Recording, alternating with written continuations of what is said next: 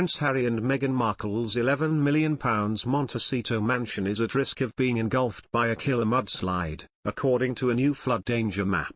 A storm in the Duke and Duchess of Sussexes neighbourhood in 2018 left 23 people dead and wrecked 130 houses, and the potential for mudslides continues to rise. As the drought in California goes on and as wildfires have incinerated much of the vegetation protecting the land around Montecito, the couple could decide to sell up and move, the Mirror reports. Harry and Meghan bought their 9-bed mansion in 2020, 2 years after the storm, which was caused by days of torrential rain. Now, a storm impact consideration map from Montecito Fire Protection District shows the home next door to the Duke and Duchess 7-acre estate in a predicted mudslide path, but the slightest deviation could see their property hit, too. John Frye, of the Santa Barbara Flood Control District, said, "It's not if it happens again, it's when." In late 2017, wildfires devastated Santa Barbara County, leaving 1,063 structures destroyed and causing $2.2 billion, about £1.6 billion, of damage. Terry Cunningham, 62, the previous owner of the couple's home, said, "Their place wasn't touched during the mudslides, but it's near enough to the creek that you'd pay attention if it happened again." Montecito Fire Chief Kevin Taylor warned, "We are still at risk for debris flow and will be for a couple of years."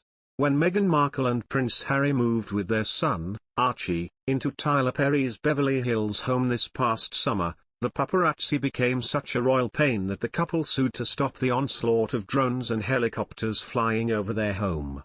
So in June, as the aerial assaults kept escalating, the privacy-seeking couple purchased a majestic 7.4-acre estate in Santa Barbara's celebrity-strewn Montecito for a cool $14.65 million. Since then, the citizens of Montecito have rallied around the couple and vowed to protect them from further duress.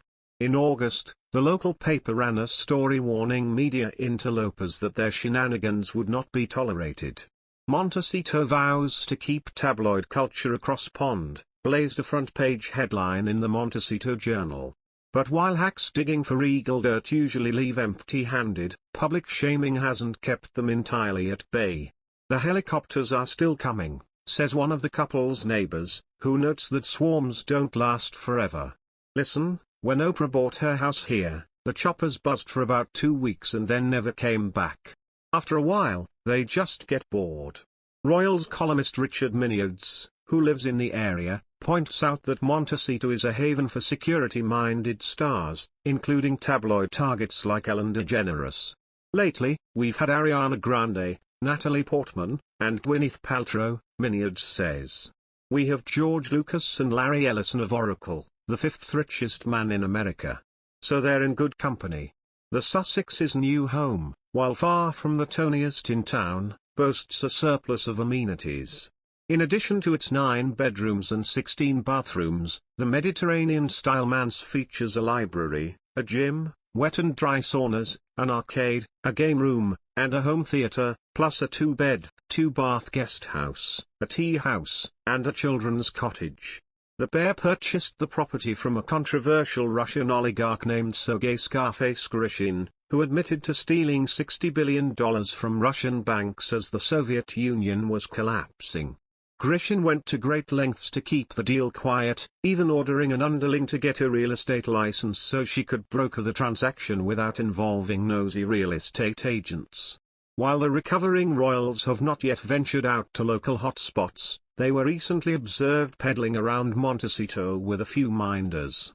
Minyards expects they will eventually turn up at VIP haunts like Lucky's and Pierre Lafon, a French restaurant favored by Prince Andrew's daughter Beatrice, and the Santa Barbara Polo Club, where Minyard's friend Nacho Figueras, the Argentinian polo player, holds court. In the long run, he thinks Montecito will be a better fit for the pair than LA. It's a wealthy enclave, international and very small. Nobody cares who you are. There are tons of famous people here and nobody gives them a second look.